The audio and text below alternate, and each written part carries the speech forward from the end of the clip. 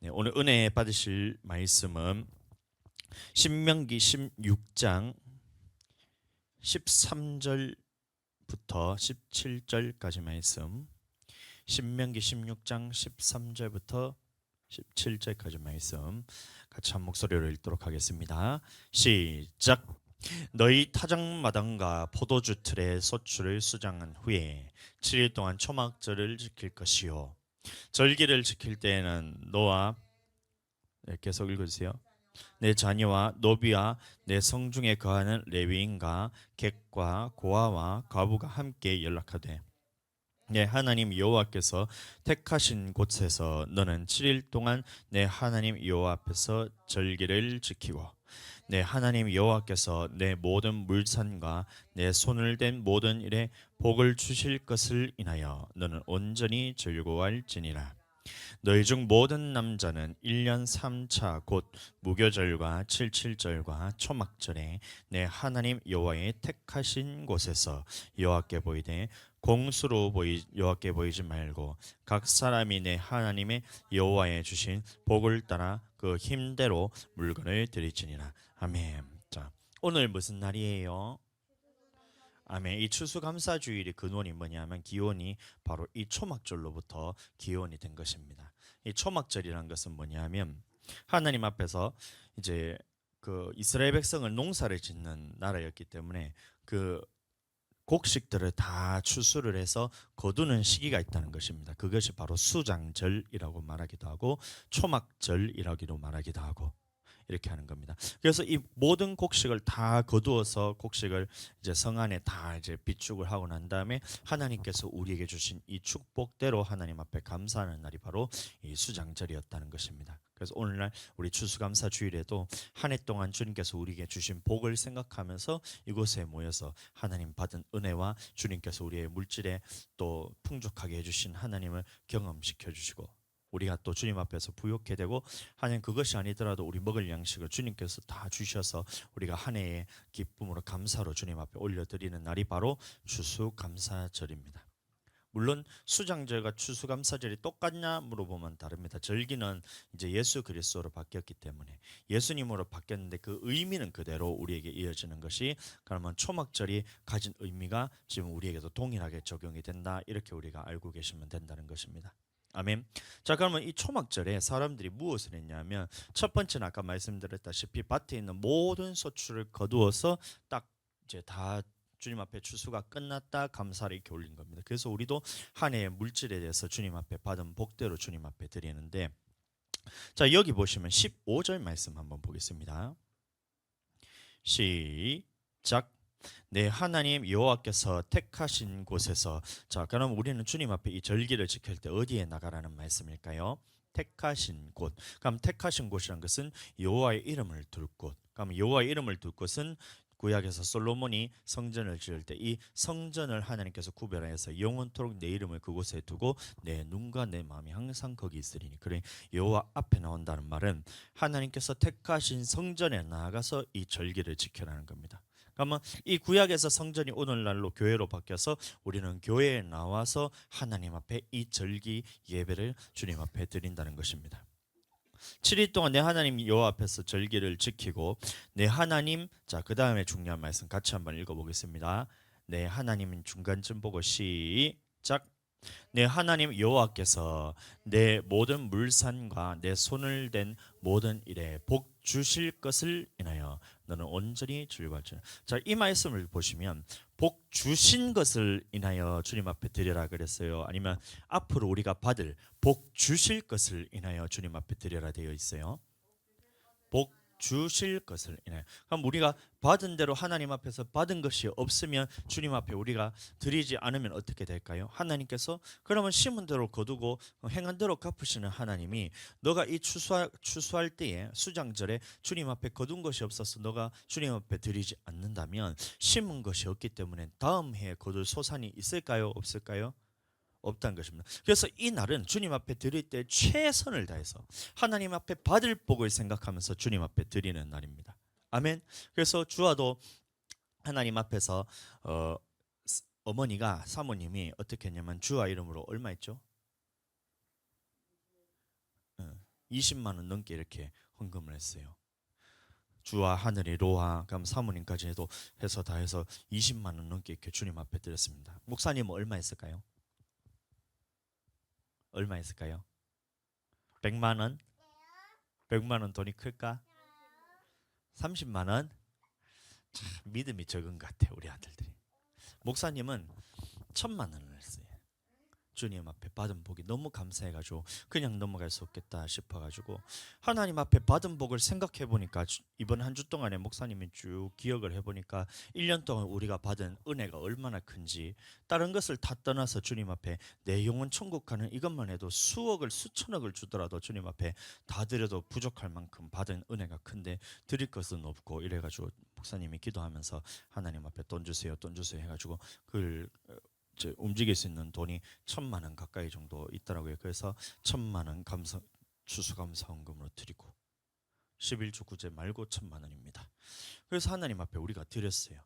그러면 이 말씀을 다시 말하면 받은 복을 생각했어도 우리가 그것에 정말 받은 복을 생각하면 훨씬 더 많이 드려야 되지만 우리가 있는 것 중에서 받을 복을 생각하면서 심었기 때문에 하나님께서 이 심은 대로 갚으시는 분이 그냥 갚으신 것이 아니라 1000만 원 하면 1000만 원으로 갚으신 것이 아니라 하나님 앞에 심을 때는 하나님께서는 30배, 60배, 100배 복으로서 더하여서 우리에게 주신다는 이 말씀이 목사님이 믿어지는 거예요. 그래서 할 수 있는 한 최선을 다해서 있는 것 없는 것 다해서 가장 먼저 주를 위해서 쓴다는 겁니다. 예? 그래서 그러면 1000만 원에 10배만 해도 1억이고 30배면 3억이고 60배 하면 6억이고 100배 하면 10억. 그러면 목사님이 받을 것을 무엇을 기대하면서 주님 앞에 드렸겠어요? 1000만 원은 그냥 1000만 원 하나님 앞에 받기 위해서 그렇게 드렸을까요? 안 줘도 그냥 주님 앞에 다 드리는데 근데 하나님께서는 말씀대로라면 반드시 갚아주시는데 10억으로 갚아주시겠다. 이 하나님의 말씀입니다. 단 핍박과 겸하여서 너에게 주겠다 이 말인 거예요. 목사님이 이거를 많이 경험했습니다. 물질에 있어서 청년 때부터 목사님은 다 심는 것을 하나님 앞에 돈만 생기면 헌금하고 돈만 생기면 헌금하고 이렇게 살았어요. 근데 먹고 마시는 것을 목사님이 해결하면서 하나님 앞에 드렸어요. 근데 그럼에도 불구하고 주님이 내 것을 다 채워주셨단 말이에요. 근데 하나님이 딱 몇 번을 목사님에게 이제 시험하시는 그 때가 있었다는 거예요. 낮추어 시험하실 때. 이 고비를 넘어서면 하나님이 나의 그릇을 또 키워주시고 이런 경험들을 몇 번을 한 것이 있었는데 첫 번째는 목사님이 7,000원부터 시작했습니다. 7,000원. 차비가 없어가지고 집에 갈 돈이 없어가지고 차비가 없는데 그 돈 다 드리라 주님 앞에 다 드리라 이러더라고요. 그래서 7,000원 있는 거를 목사님이 차비인데 집에 못 갈 거 생각하면서 7,000원을 딱 드렸단 말이라. 목사님 있는 돈이 7,000원밖에 없었기 때문에 용돈은 그때 아버지한테 쫓겨나는 바람에 용돈은 하나도 못 받고 있어서 7,000원이 제 마지막 돈이었어요. 근데 그건 내나락하더라고 하나님.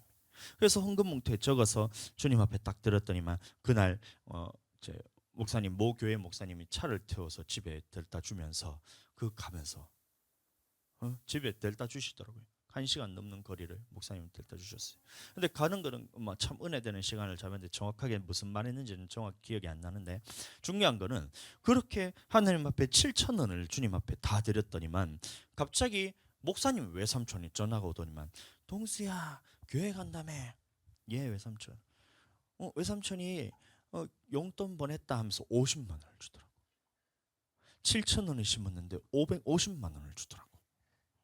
와 많이 남는 장사조잉 70배를 거뒀어요. 70배. 근데 중요한 건 단서를 다는 것이 이거는 꼭 헌금하지 말고 이거 너 필요한데 쓰레 이러더라고. 헌금하지 말고 이러더라고.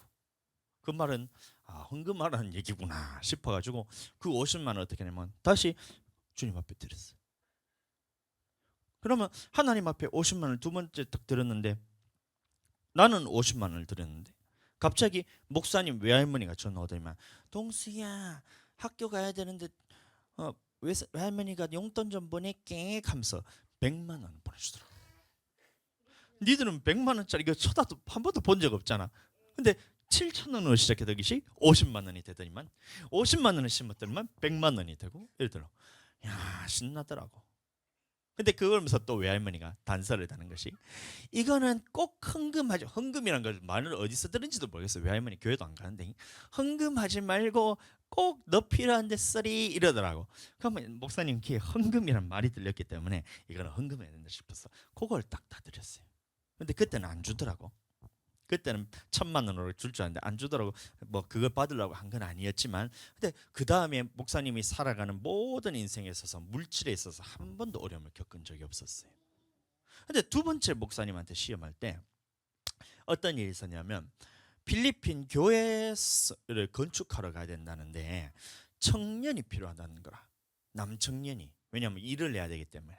벽돌 들고 시멘트 이렇게 하고 막 해야 되는 일을, 좀 힘든 일을 해야 되기 때문에 여청년 말고 남청년이 필요하다 해서 막 목사님이 광고 시간에 얘기를 했어요. 근데 목사님은 직장 생활하고 있었기 때문에 갈 형편이 안 돼서 고개를 팍 들고, 목사님 나는 아니겠죠, 하나님 나는 아니겠죠 근데 한 주, 두 주, 3주를 딱 지나니까 남청년이 아무도 갈 사람이 없더라고요. 그래서 남청년 갈 사람 손들어 하는데 그때 목사님이 손을 탁 들었어요.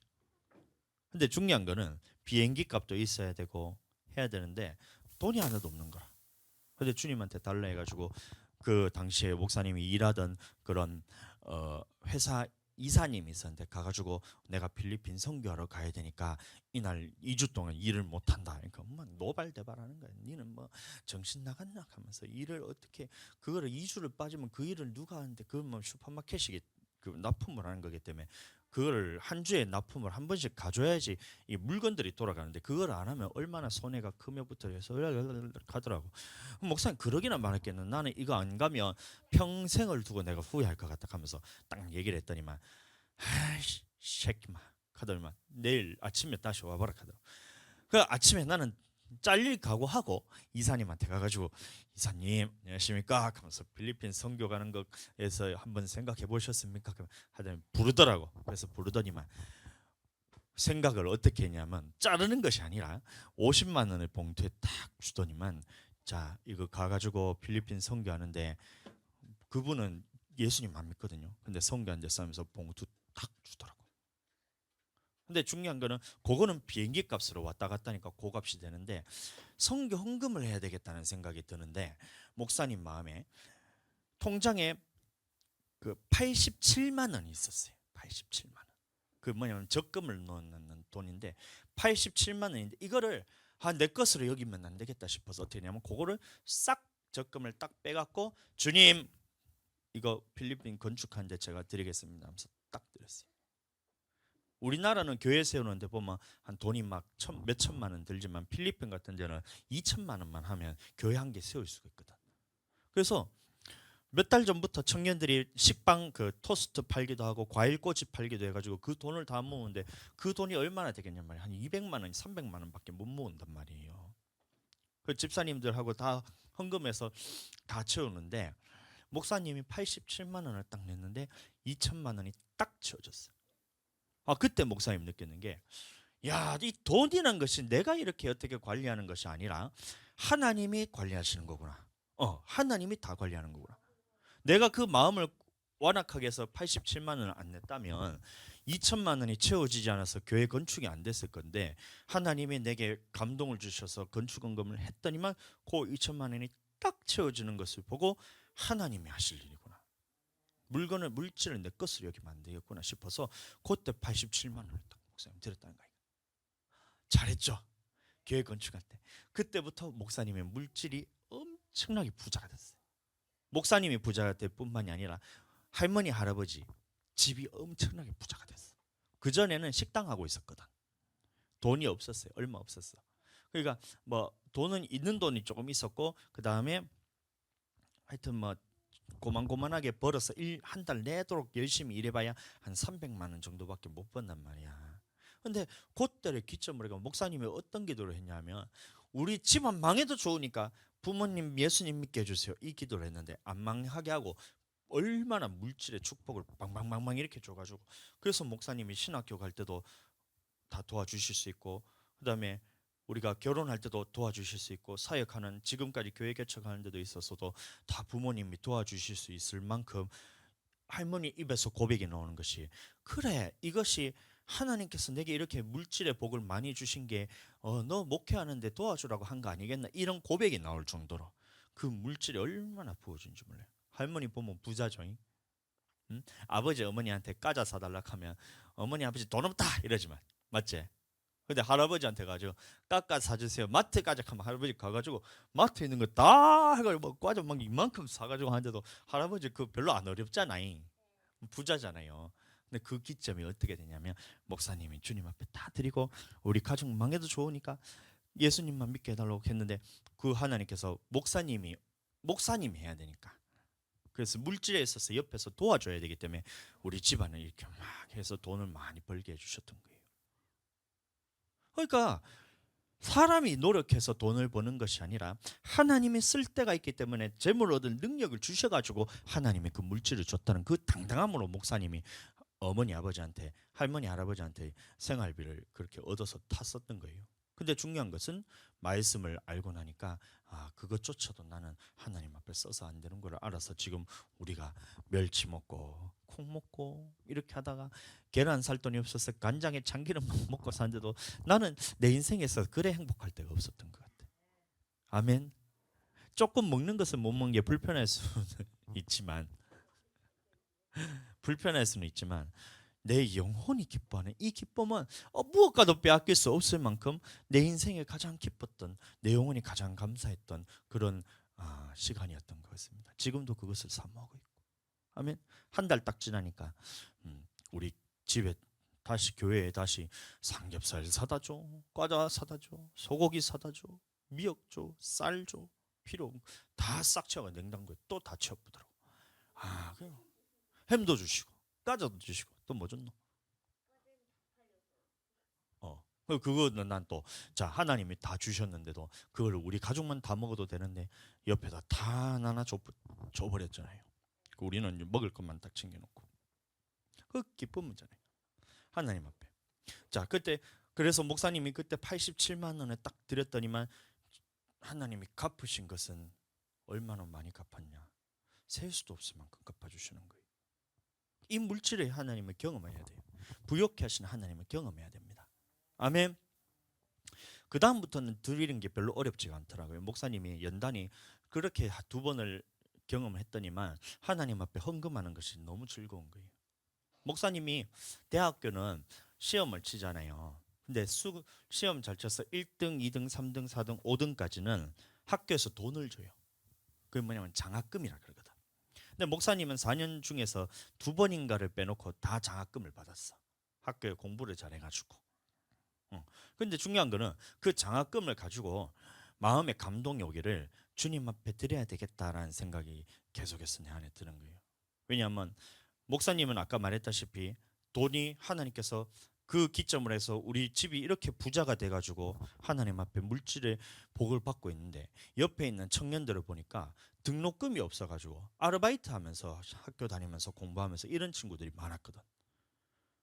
부모님이 등록금을 대줄 만한 형편이 안 되니까 자기가 일을 해서 열심히 일을 해가지고 돈을 벌어가지고 그거 가지고 저거 학교 등록금을 내고 이렇게 하더라고. 그 모습을 보니까 야, 나는 일 안 해도 주님 앞에서 공부만 할 수가 있는데 이 친구들은 일도 해야 되고 공부도 해야 되고 하니까 너무 힘들 것 같아서 장학금 받은 거 그대로 교회에다가 헌금해가지고 장학금 이걸 친구들 주세요 하면서 내가 이렇게 했었단 말이에요. 잘했죠. 근데 그게 어렵지 않더라고.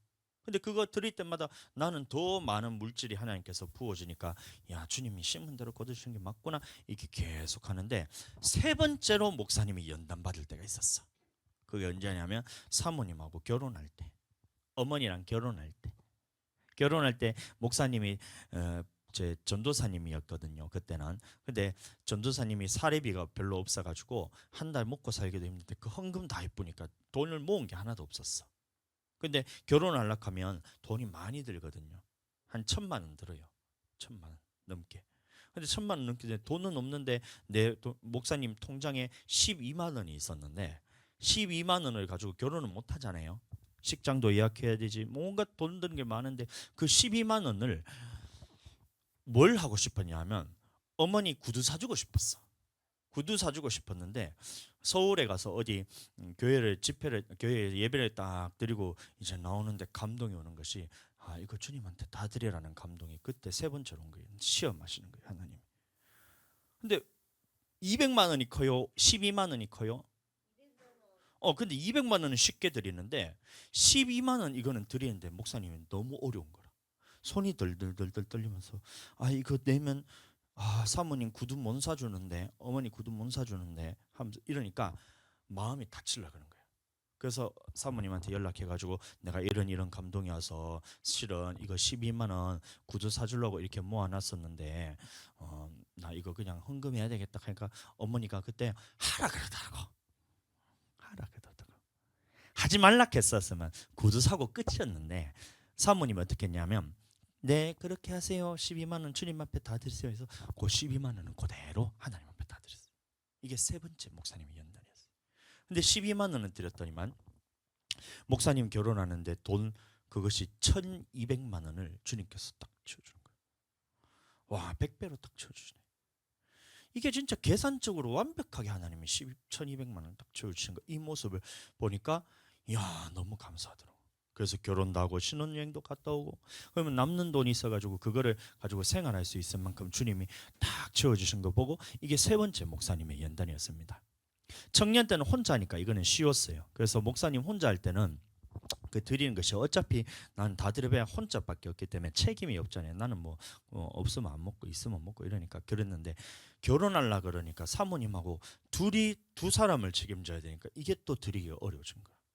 근데 그때를 딱 통과를 했더니만 하나님이 우리 가정에 결혼하고 다 하고도 남는 것이 한 200 몇십만 원이 남더라고요. 근데 네 번째 시험이 그거를 건축한 저 성전 월세 내야 된다고 그 울산에 있을 때 목사님이 광고를 하는 바람에 그것도 다 들었어요. 우리가. 그러니까 이런 전체 과정을 통해서 하나님이 다 내놔라 할 때가 있다면 주님이 내놔라 할 때 내가 그걸 인색한 마음을 가지고 못 내놓습니다. 안 내놓게요 하면 나는 여전히 그 돈 가지고 그냥 먹고 이 땅에서 쌓아두게 되지만 주님 앞에 다 드렸더니만 우리가 그때 사모님하고 결혼하고 나서 그 생활비 한다고 남은 돈이 한 200 몇십만 된 거를 사모님하고 얘기하면서 아까운 마음 들면 더 드려야 된다 해서 50만 원이 100만 원이 됐다가 100만 원이 200만 원이 됐다가 200만 원이 전부가 다가 돼가지고 싹 다 주님 앞에 다 드렸다는 거 아닙니까? 잘했죠? 그랬더니만 또 우리 가정에 또 물질의 축복이 하면서 이 교회가 세워지기까지 주님이 다 채워주는 거예요. 그러니까 전체적으로 봤을 때 하나님은 심은 대로 거두신다. 우리가 주님 앞에 헌금하는 것에서 아끼지 말자. 주님이 달라 할 때는 반드시 드려야 된다. 들이대 자원하는 마음, 기쁜 마음, 즐거운 마음으로 주님 앞에 드렸더니만 하나님께서 축복을 복을 통해서 우리에게 쌓을 곳이 없도록 붓는 것을 하나님 앞에 우리가 경험을 하게 되는 거예요. 아멘. 그래서 우리가 지금 추수감사 헌금을 얼마 했다고요, 목사님이? 그러면 하나님께서 이것을 갚아주실까 안 갚아주실까? 반드시 갚아줍니다. 그래서 목사님이 하는 거예요. 무슨 말인지 알겠죠? 무슨 말이냐? 우리가 오늘 추수감사 주일 때 주님 앞에 아끼지 않고 기쁨으로 즐거움으로 드리면 하나님께서는 반드시 그것을 갚아주신다. 아멘. 심은 대로 거두게 하신다. 행한 대로 갚게 하신다. 이것이 하나님의 말씀이라는 것입니다. 그래서 오늘 우리가 최선을 다해서 드리는 것이 앞으로 우리 인생에서 그것이 뭐라 그래야 되죠? 씨라 그 뭐라 그러지? 씨 심을 심는 씨를 뭐라 그러지? 종자씨가 되어가지고 내년 한 해 동안도 주님께서 우리에게 주실 그 물질의 복을 따라서 우리가 하나님 앞에 또 더 내년에는 내년 추수감사주일 때는 올해보다 더 많이 주님 앞에 드릴 수 있는 우리 모두가 되었으면 좋겠습니다. 아멘. 근데 그 추수감사주일을 우리가 지내고 있는데 자, 또 한 가지 알아야 될 것이 있습니다. 마태복음 9장 35절부터 보겠습니다. 마태복음 9장 35절부터 그 종이 다 내려놓으세요. 마태복음 9장 35절부터 우리 앞에 한번 읽어보겠습니다. 시작. 예수께서 모든 성과 촌에 두루다니사 저희 회당에서 가르치시며 천국 복음을 전파하시며 모든 병과 모든 약한 것을 고치시니라. 무리를 보시고 민망히 여기시니 이는 저희가 목자 없는 양과 같이 고생하며 유리함이라. 이에 제자들에게 이르시되 추수할 것은 많되 일꾼은 적으니 그러므로 추수하는 주인에게 청하여 추수할 일꾼들을 보내어 주소서라 하시니라. 아멘. 자, 그럼 이 말씀과 연계해서 가면 수장절이 뭐라 그랬어요? 그 밭에 있는 모든 소출을 거두어서 이 창고에 저장하는 것처럼 예수님이 다시 오실 때는 우리가 천국 갈 영혼들에 대해서 그 곡식들을 다 거두어서 저장할 날이 있다라고 말하고 있는 겁니다. 아멘. 예수님이 오셔서 우리에게 설교하신 것이 마태복음 전체를 통해서 나타나는데 마태복음 5장, 마태복음 13장, 19장, 22장, 23장, 24장, 25장 이 전체 말씀을 다 우리가 보면 예수님이 말씀하신 초점은 무엇에 관련이 되어 있냐면 바로 이 추수 때와 관련이 있다는 겁니다. 갑자기 왜 일어나? 아그들 똑바로 집중하세요. 종이 내려놔. 예수님이 말씀하신 모든 설교의 초점은 무엇과 관련이 있냐면 바로 이 추수 때에 천국 갈 영혼과 지옥 갈 영혼을 하나님께서 가르기 위해서 이 땅에 오신다. 이 말씀의 초점이 다 있다는 겁니다.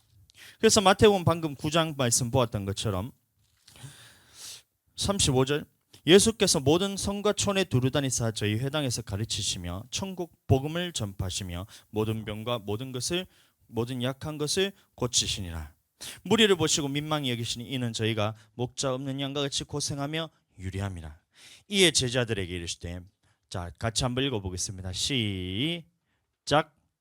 추수할 것은 많되 일꾼은 적으니 그러므로 추수하는 주인에게 청하여 추수할 일꾼들을 보내어 주소서 하라 하시니라. 10장 1절 시작.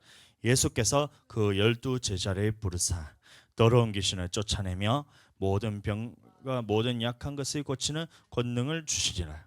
아멘. 그래서 예수님께서는 이 추수감사주일 다시 말하면 수장절 이것을 통해서 우리에게 하고 싶었던 말이 있다는 거예요. 그러니까 그 말은 뭐냐? 너희가 이 모든 곡식들을 다 거두어서 창고에 드리는 것처럼 예수님이 창조 때부터 예수님이 다시 오시는 그 마지막 시대에 이때가 바로 추수할 때라는 거예요. 추수할 때.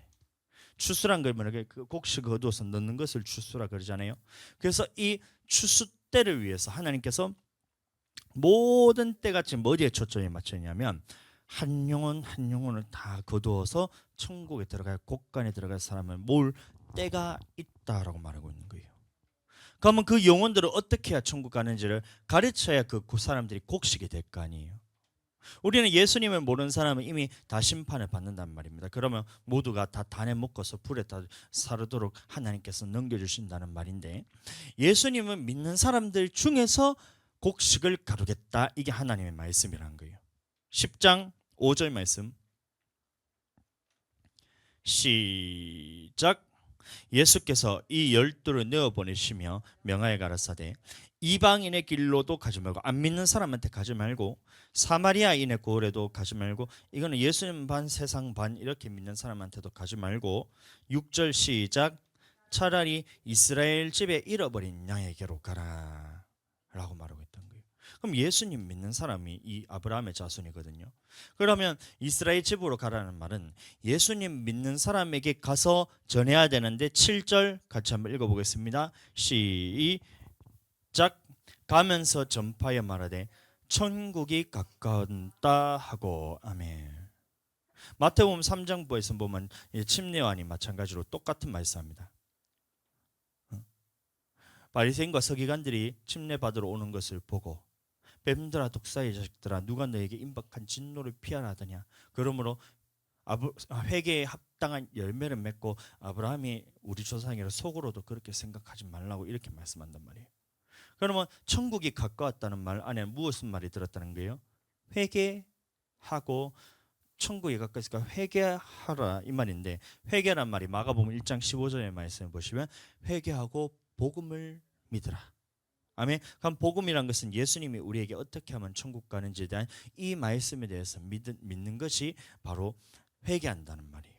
그러니까 예수님이 다시 오실 때 이 추수 때가 지금 이르러서 예수님이 승천하시고 난 이후로부터 계속해서 지금까지는 추수할 곡식들이 거두어지고 예수님이 다시 오실 때까지 다 거두어지는데 그 추수할 때 곡식과 가라지를 가르게 되는데, 곡식은 누가 곡식이라는 것이냐면 회개하여서 예수님의 말씀만 맞고 예수님의 말씀대로만 사는 이 사람들이 바로 곡식이라는 거예요. 그럼 그때 그 곡식들을 다 거두어 가지고 창고에 드리는 것이 바로 천국으로 너희를 드리겠다, 이 말인 거예요. 추수감사주일, 우리가 곡식을 해서 이렇게 아름다운 과일들을 이렇게 다 했는 것처럼 흠 있는 것을 빼서, 우리가 어제 안 올렸거든요. 목사님이 귤을 하는데 귤에 막 빵꾸도 나 있고 거무틱틱한 점도 묻어 있고 이래가지고 그런 것들을 쏙 빼고 예쁜 것만 이렇게 나왔잖아요. 마찬가지로 천국에 들어갈 때도 모든 사람들이 다 천국에 들어가는 것이 아니라, 그것을 과일 세팅하듯이 얘는 흠이 있는 것은 골라서 내고, 얘가 또 빵꾸가 난 거 있으면 골라서 내고, 짐 무는 거 이런 거 있으면 골라서 내고, 예쁜 것을 모아가지고 천국에 드리는 이 작업을 하겠다는 거예요. 그럼 그 예쁜 것이 뭘까? 말씀대로 순종하는 삶을 의미하는 거예요. 그래서 말씀대로, 예수님의 말씀대로 순종하는 삶을 사는 사람은 다 모아서 천국에 보내고, 말씀대로 순종하지 않는 사람은, 보세요, 이게 이스라엘의 잃어버린 양에게로 가라 했잖아요. 그래서 가면서 전파에 말하되 천국이 가까웠다는 말은 안 믿는 사람이 아니라 예수님 믿는 사람들 중에서, 예수님을 믿는 사람들 중에서 하나님의 말씀에 순종을 하는 사람은 모아서 예쁜 것은 천국에 들어가고, 좀 흠있고 점있고 못난 것들은 뽑아가지고 밖에다가 내버려두는, 이것을 하겠다는 거예요. 그럼 우리는 어떻게 살아야 된다는 거예요? 이 땅에 살아가는 동안에 그냥 하루하루를 그냥 허송세월을 보는 것이 아니라, 내가 주님 앞에서 점이 있다면, 흠이 있다면, 티가 있다면 그것을 고쳐야 된다는 거예요. 그럼 이것을 고치기 위해서는, 깨끗하게 하기 위해서는 유일한 방법이 뭐라는 거예요? 바로 아버지의 말씀과 기도밖에 없다는 거예요. 그래서 우리가 매일 성전에 모여서 기도와 말씀을 듣는 이유가 뭐예요? 바로 천국 가기 위해서, 알곡되기 위해서, 추수 때 거두어져서 곡식이 되어서 주님의 창고에 들어가기 위해서, 천국 가기 위해서 우리가 그것을 한다는 겁니다. 자, 근데 조금만 더 우리가 생각하면, 자, 그럼 우리가 모든 말씀에 다 순종하면 그것은 아름다운 열매일까요? 안 아름다운 열매일까요? 아름다운 열매입니다. 근데 중요한 것은 그 아름다움을 끝까지 가지고 있어야 된다는 거예요. 여기서부터 우리가 싸워야 된다는 거예요. 한 번 말씀에 순종했다고 해서 내가 천국 들어가는 것이 아니라, 예수님이 다시 오실 때까지 끝까지 인내로서 견뎌내야지 천국에 들어간다. 이게 바로 예수님이 추수 때 일어날 일들이라는 겁니다. 아멘. 아멘. 안 믿는 사람들은 이미 심판받았다고 했습니다. 데살로니가 후서 1장 8절 9절 말씀 보겠습니다. 데살로니가 1장 8절 9절 시작. 하나님을 모르는 자들과 우리 주 예수의 복음을 복종치 않는 자들에게 형벌을 주시리니. 아멘. 하나님을 모르는 자들이란 것은 예수님만 믿는 사람이고, 아멘. 근데 예수님은 믿는데, 믿는 사람들 중에서, 믿는다고 말하는 사람들 중에서 예수의 복음에 복종치 아니하는 자들이라고 있어요. 그러면 예수님 믿는 사람들 중에서 하나님의 말씀대로 사는 사람도 있지만 하나님의 말씀대로 살지 않는 사람도 있다 없다? 있다. 그런 사람들은 어떻게 한다는 거예요? 9절 시작. 이런 자들이 주의 얼굴과 그의 힘의 영광을 떠나 영원한 멸망의 형벌을 받으리로다. 그럼 이 영원한 멸망의 형벌이 뭐예요? 히브리서 9장 27절. 한 번 죽는 것은 사람에게 정하신 것이요 그 후에는 심판이 있으리니. 그럼 이 심판 때를 하나님이 무엇을 하겠다는 거예요? 과외를 해가지고 예쁜 것은 창고에 드리고, 반대 흠 있고 점 있고 뭉그러지고 어그러지고 이런 것들은 뽑아가지고 바깥에 다 내버리는 이 작업을 한다는 거예요. 아멘. 그게 마지막 추수 때 있던 거예요. 그래서 모든 사람이 죽어서, 한 번 죽는 것은 사람에게 정하신 것이오 해서 죽었을 때 하나님 앞에 서게 됩니다. 그러면 안 믿는 사람들은 이미 심판받아서 이 사람들은 천국 갈 가능성이 제로입니다. 근데 예수님을 믿는 사람들 중에서 심판하시는데, 그 중에서 말씀에 복종하지 않는 사람, 예수님의 말씀대로 살지 않는 사람도 똑같이 얘는 흠 있고 점 있고 병든 것, 저는 것이기 때문에 뽑아가지고 버려버리겠다, 이 말인 거예요. 근데 예수님을 믿고 말씀에 순종하는 사람들 중에서, 우리가 평상시에는 말씀에 순종할 수 있는데 하나님이 낮추어 심하셨을 때, 내가 도저히 할 수 없는 그 상황 가운데서도 하나님의 성령으로 순종해내는 사람은 하나님께서 알곡으로서 이게 깨끗한 과일처럼 이렇게 해서 하나님이 창고에 드리지만, 우리가 평상시에는 말씀에 순종해서 야가 깨끗한 줄 알았어. 깨끗한 줄 알았는데 속을 탁 들어봤더니만 썩어 문드러져 있는 거야. 겉으로 봤을 때는 완벽하게 깨끗한 과일 같아요. 주로 망고가 그래요. 망고를 코스트코 가가지고 샀는데 겉으로 봤을 때는 깨끗해. 너무 먹음직스러워. 근데 칼을 해가지고 이렇게 딱 잘라봤더니만 안에 흰색 곰팡이가 펴 있어. 그러면 그걸 먹을 수가 있어 없어? 이것을 골라낸다는 거예요. 겉만 깨끗할 것이 아니라 속을 잘라봤을 때 속에도 깨끗해야지 주님 앞에서 우리는 천국 가는 거고, 겉은 깨끗한 줄 알았는데 주님이 환란에 딱 집어넣는데 겉만 깨끗하고 속에는 썩어 문드러진 것들은 마찬가지로 주님 앞에서 어떻게 해버리겠다? 버려버리겠다. 이게 하나님의 말씀입니다. 그러면 안 믿는 사람들은 이미 심판받았고, 예수님은 믿는 사람들 중에 겉이 더러운 사람들, 말씀대로 안 사는 사람들은 주님 앞에서 버림을 당하고, 겉으로 봤을 때는 완벽하게 주님의 믿음 생활하는 것 같은데 환난과 핍박에 딱 들어갔을 때 그것을 견뎌내지 못하고 속에서 썩은 것들이 나오게 되면 하나님께서 이 사람은 어떻게 하겠다는 거예요? 마지막 때에 똑같이 이 사람들도 하나님 앞에 형벌을 받겠다는 거예요. 그래서 한 번 죽는 것은 정하신 거예요. 그 후에는 심판이 있는데 이 심판을 누구에게 한다는 거예요? 10장 30절 말씀 보겠습니다. 히브리서 10장 30절 시작. 원수 갚는 것이 내게 있으니 내가 갚으리라 하시고, 또다시 주께서 시작, 주께서 시작, 주께서 시작. 예, 누구를 심판한다는 거예요?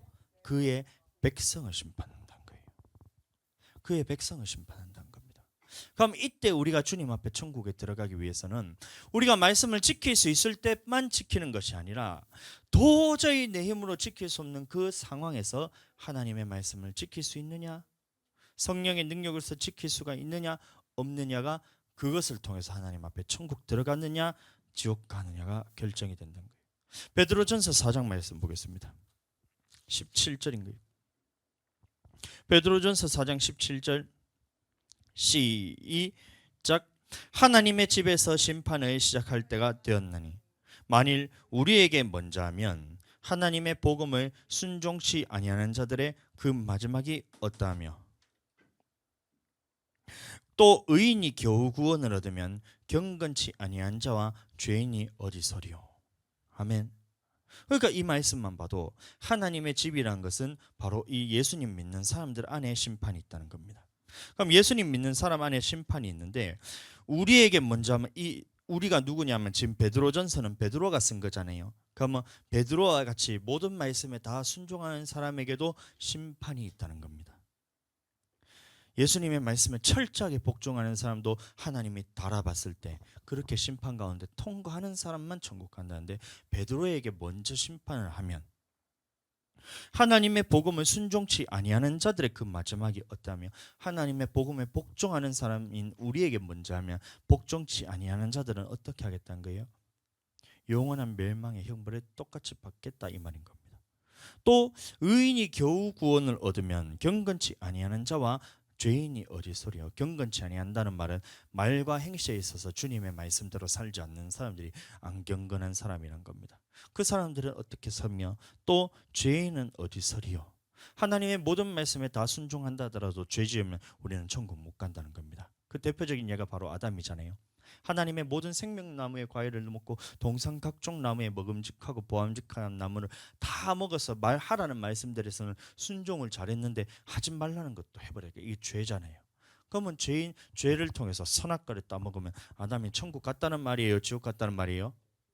천국 갔다는 말이에요, 지옥 갔다는 말이에요? 그러면 우리도 마찬가지로 하나님의 말씀에 있어서 하라는 거 다 하고도 주님 앞에서 죄를 지으면 우리는 하나님 앞에 천국 못 간다는 얘기예요.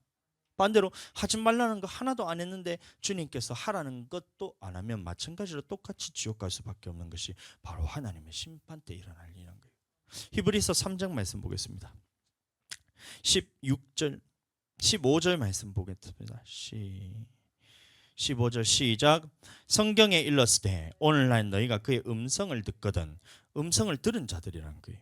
그럼 예수님의 천국 복음을 들은 사람들 중에서 노하심을 격동할 때와 같이 너희 마음을 강팍해 하지 말라 하셨으니, 강팍하단 말은 하나님의 말씀을 듣고 순종치 않는 사람들을 의미합니다. 듣고 경록해 하던 자가 누구뇨? 모세를 쫓아 애굽에서 나온 모든 이가 아니냐. 또 하나님이 40년 동안에 누구에게 노하셨느뇨?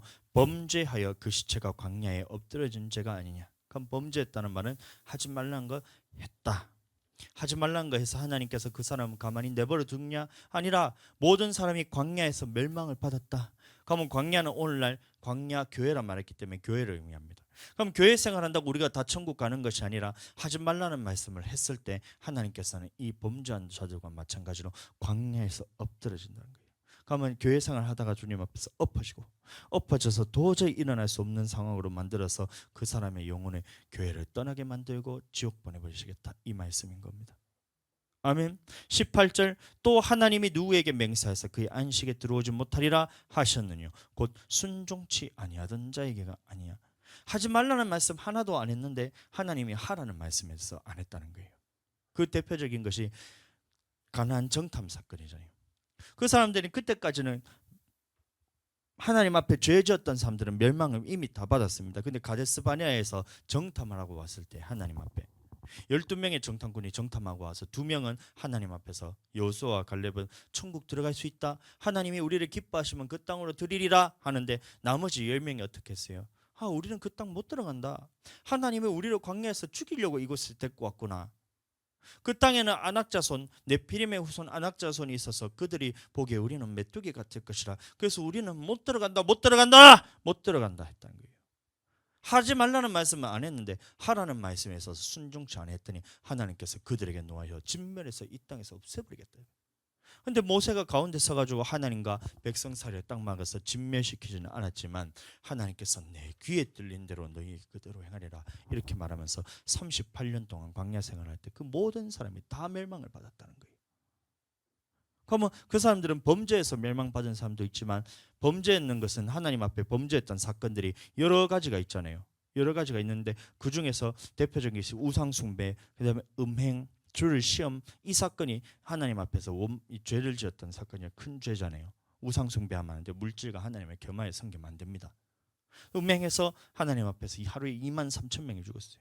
우상숭배에서 3,000명 가량이 죽임을 당했고, 그다음에 불뱀을 보내가지고 시험할 때 불뱀을 보내서 많은 사람들이 죽었어요. 근데 나머지 사람들은 왜 죽었어요? 하나님 앞에서 하지 말라는 거 해서 죽은 것이 아니라 하라는 걸 안 해서 죽은 사람이 훨씬 더 많다. 아멘. 그러면 우리는 예수님의 말씀을 들었을 때에 하라는 말씀에 있어서 철저하게 우리에게 복종해야 되고, 하지 말라는 말씀에 있어서 철저하게 절제해야지 우리는 천국에 들어간다. 그것을 한 번만 했을 뿐이 아니라, 한 번만 할 뿐이 아니라 좋은 땅에 뿌려져서 30배, 60배, 100배로서 결실하는 자가 되어야 우리는 천국에 들어간다. 이게 하나님의 말씀입니다. 아멘. 그러면 마지막에 수장되었을 때, 예수님이 다시 오실 때 알곡과 죽종이를 가룰 때에 그 불의 심판을 통해서 환란에 집어넣어서 통과하는 자만 천국 들어갈 수 있다 했는데, 그럼 우리는 통과할 수가 있냔 말이에요. 통과할 수가 있겠냔 말이에요. 고린도전서 9장 말씀 보겠습니다. 23절 내가 복음을 위하여 모든 것을 행하면, 사도 바울도 이 모든 것을 행하기 위해 힘썼다는 겁니다. 사도 바울도 죽기까지 복종하는데 이렇게 했다는 이유가 왜 그랬다는 거예요? 예수님 믿는 사람 안에서 심판이 있다. 예수님 믿는 사람들 중에 복종치 않는 사람은 이미 심판을 받았기 때문에, 예수님의 말씀에 복종하는 사람들 중에서 심판이 있기 때문에 죽기까지 힘써서 복종을 했다는 겁니다. 내가 복음을 위하여 모든 것을 행하면 복음에 참여하고자 함이라. 내가 한 번 순종했다고 천국 가는 것이 아니라, 한 번 순종했다고 천국 가는 것이 아니라 예수님이 다시 오실 때까지 내가 순종해야 천국 갈 수 있다. 그래서 내가 이 모든 것을 행했다는 거예요. 하라는 것 다 했다. 하라는 것 다 했다. 하라는 말씀에 하나도 빠짐없이 주님이 시키면 내가 무조건 다 했다는 거예요. 아멘. 물질로서도 주님 앞에 다 드렸고, 그리스도의 곧 남은 고난을 내 육체에 채우기 위해서, 교회를 위해서 다 썼잖아요, 사도 바울이. 그래서 우리도 마찬가지로 그리스도의 남은 고난은 내 육체 채우기 위해서 주를 위해서 우리가 헌금하고 다 하잖아요. 내 먹고 살려면 1,000만 원이면 얼마나 잘 먹고 잘 살겠어요. 응? 근데 그거를 주를 위해 다 쓴다는 거예요. 그게 근데 하나님 우리의 명하신 완성시키신 물질의 법이기 때문에 그러니까 천국 가려면 그렇게 해야 된다는 거예요. 아멘. 아멘. 24절 운동장에서 다름질하는 자들이 다 달아날지라도 오직 상 얻는 자는 하나인 줄을 너희가 알지 못하느냐. 너희도 이와 같이 다름질하라. 아멘. 다름질하라는 거예요. 걸어가서는 안 된다는 거예요. 달리기 할 때 옆에 한눈 팔아서는 안 된다는 거예요. 주를 향해서 우리가 천국 가는 데서 다름질해야 된다는 거예요. 수수대에 곡식이 거두어서 수장될 때에 그곳에 들어가기 위해서 힘쓰라는 거예요. 과일을 닦아가지고 세팅을 하는데 예쁜 과일이 돼가지고 흠이 없고 티가 없고 점이 없고 문드러지지 않고 깨끗한 상태로 주님 앞에 거룩하고 흠이 없이 보존되기를 힘쓰라는 거예요. 아멘. 목사님이 과일 할 때도 그것을 신경 써가지고 딱 예쁜 것만 올리는데 하나님께서 그걸 안 하시겠냔 말이에요. 25절 이기기를 다투는 자마다 모든 일에 절제하나니. 위에는 모든 것을 행했다고 했고 여기는 모든 일에 절제했다고 했어요. 다시 말하면 사도 바울은 하지 말라는 말씀을 했어요. 철저하게 하나도 안 했다. 미워하는 거 안 했다. 음욕 품는 거 안 했다. 탐심 안 가졌다. 하지 말라는 모든 말씀에 대해서 다 안 했다는 거예요. 그런데 왜 그랬냐? 저희는 썩을 면류관을 얻고자 하되 우리는 썩지 아니할 면류관을 바라보고 그 일을 안 했다는 겁니다. 아멘. 그러면 천국 가는 데 있어서 내가 온전히 거기에만 초점을 맞춰서 하나님의 말씀에 있어서 하라는 것들은 빠지지 않고 모든 것을 다 했고, 하지 말라는 말씀을 내가 아무리 하고 싶은 욕심이 내 안에 올라오고 그런 것들이 올라오다 철저하게 절제해서 안 했고, 그게 바로 사도 바울이었던 거예요. 26절 그러므로 내가 다름질하기를 향방 없는 것 같이 아니하고 싸우기를 허공치는 것 같이 아니하여 내가 내 몸을 처복종하게 하면, 순종이 아니고 여기서 복종이란 말을 썼습니다. 복종이란 말은 군사용어로서 내가 이것을 하지 않으면 반드시 죽임을 당한다는 목숨을 걸고 하는 것을 복종이라 그럽니다. 순종은 우리가 순종하다가 조금 힘들면 좀 덜 순종했다가 또 순종했다가 덜 순종했다지만 복종이란 말은 그 말이 아니에요. 안 하면 내가 목숨을 가지고 갚아야 되는 것이 복종입니다. 그래서 상명하복 이러거든요. 위에서는 명령하면 아래 사람들은 반드시 그것을 목숨 걸고 지킨다. 이게 군대 정신이거든요. 복종한단 말하고 있어요. 처복종시켰다는 말은 사도 바울은 주님이 말씀하셔서 할 수 있을 때뿐만이 아니라 내가 도저히 할 수 없는 그 상황 가운데서도 할 수 없는 상황 가운데서도 내 육신을 처복종시켜서 주님의 말씀에 모든 말씀에 다 순종했다. 이게 사도 바울이었다는 거예요. 근데 그 이유가 내가 남에게 전파한 후에 자기가 도리어 버림이 될까 두려워함이로라. 복음 전한다고 해서, 목사님이 말씀을 전한다고 해서, 또 여러분들이 나중에 친구들이나 아니면 다른 사람들에게 복음을 전한다고 해서 그게 하나님이 하라게 했기 때문에 해야 되는 것은 당연한 겁니다. 16절 보면 내가 복음을 전할지라도 자랑할 것이 없으면 부득불할 일임이라 말하고 있어요. 반드시 마땅히 해야 될 일이기 때문에. 만일 복음을 전하지 않으면 내게 화가 있을 것이미로다. 여기서 말하는 화는 지옥 가기 때문에 반드시 복음을 전해야 된다 이 말인 겁니다. 근데 복음을 전했다 할지라도, 그것을 전했다 할지라도 내가 이 전하는 것으로 내가 천국 가는 것이 아니라 내가 복음에 복종하지 않으면 나 또한 버림을 받을 것이기 때문에 두렵고 떨림으로 주님 앞에 모든 명령에 다 순종했다. 다 처복종시켜서 모든 명령대로 살았다. 이게 사도 바울이었던 거예요. 그러면 사도 바울이 봤던 것이 뭐예요? 나는 마지막 때에 예수님이 추수하러 왔을 때 모든 곡식을 다 거두어서 주님의 창고에 들일 때 나는 거기에 들어가기 위해서 힘써서 달려가고 있다. 아멘. 추수감사주일입니다. 저를 봐주세요. 추수감사주일, 우리가 주님 앞에 받은 복과 받을 복을 기대하며 주님 앞에 물질 드리는 것, 최선을 다해서 주님 앞에 우리가 다 드린 것, 그것도 중요하지만 하지마. 몇 번 얘기했다 목사님이. 하지마. 그렇게 해서 주님 앞에 최선을 다해서 드리는 것도 중요하지만 물질에 있어서 그것보다 더 중요한 것은 뭐냐면 내 삶에 있어서, 말과 행동에 있어서 예수님이 하신 말씀대로 처복종시키지 않으면 마지막 때에 들어갔을 때 주님 앞에 내가 수정되지 못할 수도 있다. 내가 천국에 들어가지 못할 수도 있다. 그래서 나는 근신하고 깨어서 주님의 모든 명령대로 복종시켜서 주님 뜻대로만 살아가겠다. 이게 내가 없으면 주님 앞에 드려지는 이 추수감사주일이 헛된 것이 될 수도 있다는 거예요. 돈 드리는 게 헛된 것이 될 수 있다는 거예요. 물질에서 자원하여서 정말 최선을 다해서 우리 형편에서 할 수 없는 정말 기적과 같은 물질을 주님 앞에 드렸다 할지라도 하나님 앞에 내가 처복종시켜서 내 육신을 주님 앞에서 처복종시켜서, 성령의 능력이 없으면 처복종시킬 수가 없습니다. 성령의 능력으로 처복종시켜서 말씀대로 행하지 않고 하지 말라는 것에서 하게 된다면 주님이 다시 오셨을 때 너 지금 드려지는 물질은 잘했는데 삶이 너가 더러워서 너는 흠이 있고 점이 있고 하나님 앞에서 문드러지고 썩어 나자빠졌기 때문에 너는 지옥. 이것만큼 비참한 인생이 어디 있냔 말이에요. 이 땅에서 잘 먹고 잘 살기라도 하면 덜 억울하지. 근데 이 땅에서도 주를 위해서 다 쓴다면서 물질을 그렇게 거렁뱅이 같이 나사로보다 조금 더 잘 사는 것처럼 이렇게 살아가면서 그렇게 함에도 불구하고 하나님의 말씀에서 하지 말라는 거 하고 하라는 말씀에서 안 하면 주님 앞에서 이 모든 수고가 다 헛된 것이 된다는 거예요. 그래서 우리는 정신을 차려야 됩니다. 아멘. 정신 차리고 나는 주님 앞에 설 때까지 날마다 연단의 과정이 연속적으로 우리에게 온다 할지라도 포기하지 말고 끝까지 주님 앞에 우리가 절제하고 주님 앞에 순복하면서 복종하면서 내 자신을 처복종시켰던 사도 바울이 나를 본받으라 한 것처럼, 사도 바울이 그리스도를 본받은 것처럼 나를 본받아 한 것처럼 우리도 또한 사도 바울을 본받고 사도 바울이 본받았던 예수 그리스도를 본받아서, 아멘. 마태복음 16장 예수님을 본받아라는 말씀이 뭐냐요?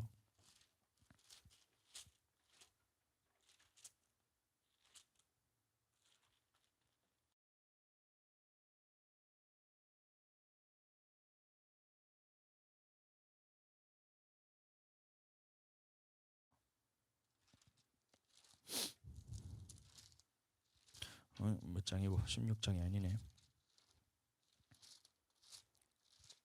이 마음을 품으라.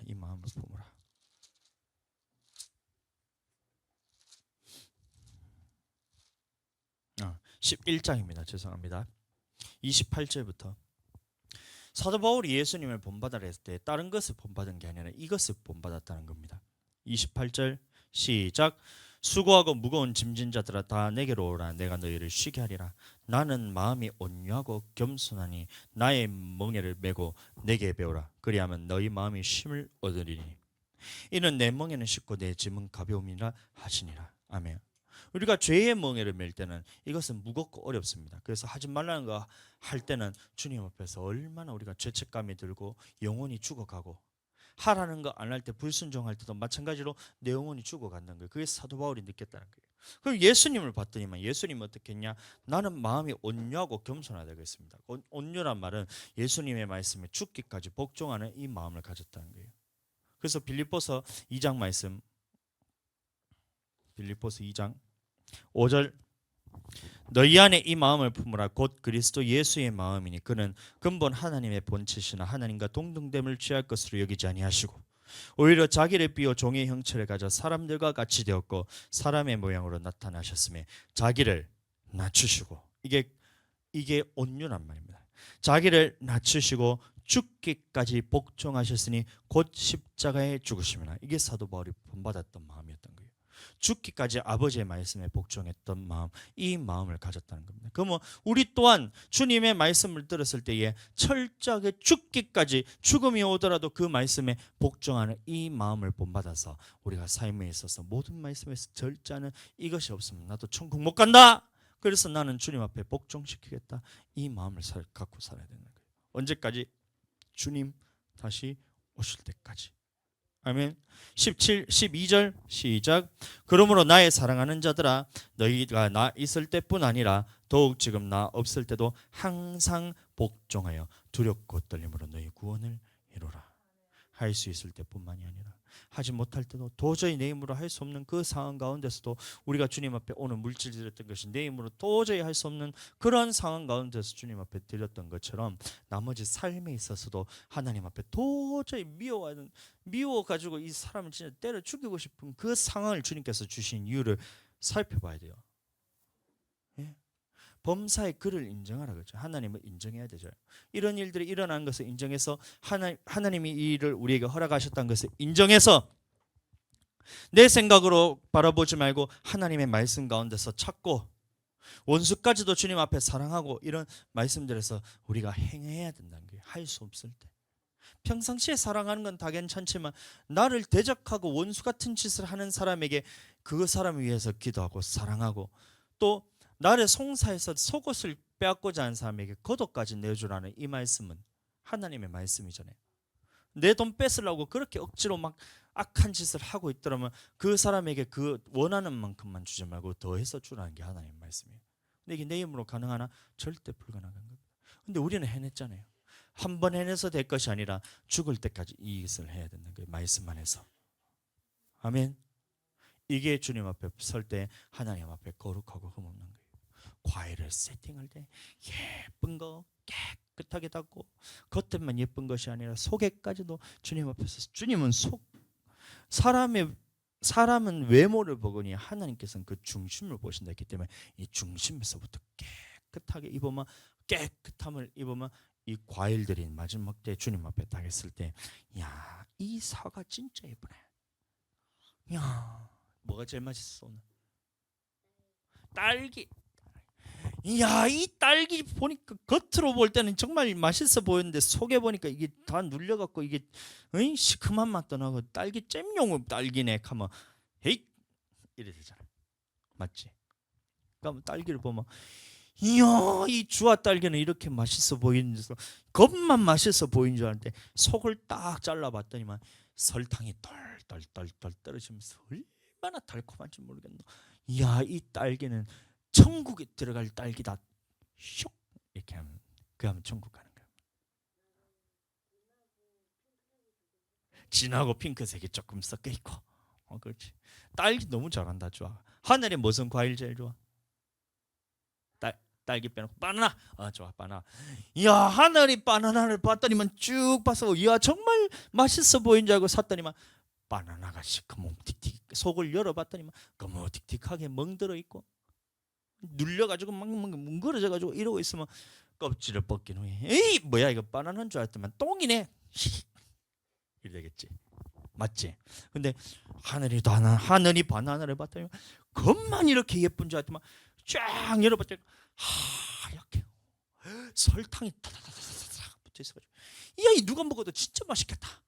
이야 하늘이 바나나 정말 합격. 야 너는 천국에 가자. 이래 돼야 된단 말이에요. 아멘. 우리 사모님 무슨 과일 좋아하세요? 어? 무슨 과일 좋아하세요? 안 좋아해? 뭔 말인지 알겠죠? 주님 앞에 수장될 때 천국에 들어갈 때 하나님은 우리의 겉만 보는 것이 아니라 나의 속까지도 보시는 하나님이 흠과 티도 없는 것을 주님 앞에 거두어 들어서 천국의 그 날을 바라보면서 살아나가야 된다. 그게 오늘 우리 추수감사절에 우리가 깨달아야 될 말씀이란 겁니다. 그것이 더러우면 하나님께서 이미 쳐다보지도 않으세요. 겉이 더러우면 주님께서 그걸 쳐다도 안 보잖아요. 예? 그런데 겉만 깨끗하다고 해서 다 천국 갈 수 있냐? 아니란 거예요. 순종할 때 누구나 다 할 수 있는 아무나 다 할 수 있는 순종은 여러분들 누구나 다 합니다. 할 수 있을 때 하는 거는 누구나 다 하는 순종이라는 거예요. 하나님은 그거를 바라보지 않는다는 거예요. 도저히 할 수 없는 그 상황 가운데 낮추어 시험하셔서 신명기 8장 말씀이잖아요. 신명기 8장 2절 말씀 보겠습니다. 내 하나님 여호와께서 이 40년 동안에 너로 광야 길을 걷게 하신 것을 기억하라. 이는 너를 낮추시며 시험하사 내 마음이 어떠한지 그 명령을 지키는지 아니 지키는지 알려 하심이라. 내 마음이 어떠한지 그 명령을 지키지 아니야 지키는지를 낮추어 시험할 때 주님 앞에 통과되는 거예요. 아멘. 환난과 핍박이 올 때도 주님 앞에 견뎌내는 이 믿음을 볼 때 야 너는 정말 귀한 것이다 하고 하나님 앞에 들어갈 수가 있다는 것입니다. 아멘. 아멘. 우리 모두 그렇게 주님의 천국에 들어가게 되길 축복합니다. 돈 냈다고 그렇게 자랑할 것도 없고 우리가 주님 앞에 지금 순종하는 것이 내 힘으로 된 것이 아니니까 나에게 자랑할 것도 없고 다 주님이 하셨다. 환난과 핍박이 올 때, 낮추어 시험할 때 우리가 도저히 할 수 없는 상황에서도 주님이 하셨기 때문에 주님께 영광 돌리며, 나를 낮추고 주님께 영광을 돌리며 하나님 앞에 마땅히 해야 될 일이라고 무익한 종의 자세로서 가지면 하나님께서 또 믿음을 또 성장시켜서 다음에 연단이 올 때는 또 쉽게 통과되는 거예요. 처음에 7,000원이 그것이 7,000원이 처음엔 7,000원이고 다음에는 80만 원이 됐다가 12만 원이 됐다가 이것이 240만 원이 됐다가 지금은 우리가 1,000만 원까지 믿음이 자랐잖아요. 계속해서 주님이 어제부터 내게 말씀하시는 내 마음에 주시는 감동이 뭐냐? 우리 주님 앞에 11조란다. 추수감사헌금 10만 원 했던 우리가 한 사람당 10만 원, 우리 가정에서 정말 10만 원이 어디서 나오냔 말이에요. 1인당 10만 원이면 50만 원이 어디서 나오냔 말이에요. 우리는 믿음이 10만 원짜리인 줄 알았더니만 주님이 내게 지금 요구하시는 것이 보니까 대레비도 다라락하지, 띠비도 다라락하지, 강대상도 이거 하라 그러지. 해서 나는 믿음이 한 200만 원, 300만 원 정도까지는 자랐다 싶은데 하나님이 내게 요구하시는 건 그게 아니었던 거예요. 사례비에 대해서 해가지고 이만큼 해서 네 믿음이 그 정도 믿음이, 나는 내가 믿음 이 정도 믿음까지 내가 자랐군 해서 난 감사하고 있었는데 하나님이 내게 요구하시는 믿음이 그게 아니었다. 너는 믿음이 1,000만 원짜리. 나는 내 믿음이 10만 원짜리인 줄 알았는데, 나는 내 믿음이 우리 가족 다 해가지고 해봐야 100만 원짜리인 줄 알았는데, 내 믿음이 하나님이 내게 볼 때는 너 믿음은 지금 100만 원짜리가 아니야. 계속해서 위로해 주시고 나를 계속해서 다그치면서 나를 이렇게 세워주시는 이 모습을 내가 느낀단 말이에요. 나는 내 믿음을 봤을 때 이게 10만 원짜리밖에 믿음이 안 되는 것 같아. 기껏 해봐야 나는 100만 원짜리 믿음밖에 안 되는 것 같은데 하나님이 말씀하실 때는 너는 지금 1,000만 원짜리 믿음이야. 너 지금 1,000만 원짜리 믿음이야. 그러면 1,000만 원 믿음에 안주해서 될 것이 아니라 주님 앞에 있잖아요. 그 이경훈 목사님 있잖아요. 작정 이러잖아요. 작정 뭔 말인지 모르겠지. 나중에 설명해 줄게. 나는 작정 천 이런데 작정 천 이러잖아요. 목사님은. 근데 목사님은 작정 이러잖아요. 그래서 크기가 다르다는 거예요. 내가 언제처럼 믿음이 자랄까 싶었는데 지금 우리가 10만 원짜리 믿으면서 1년 만에 지금 작정 천 막 이러고 있는 거예요. 내가 하고 싶어서 한 게 아니라 나는 안 하고 싶은데 하나님이 너를 강권적으로 뒤에서 밀어서 등 떠밀듯이 천일 막 이런 거예요. 그러면 나 천 아니에요. 나 천 아니에요. 이렇게 할 필요 없잖아요.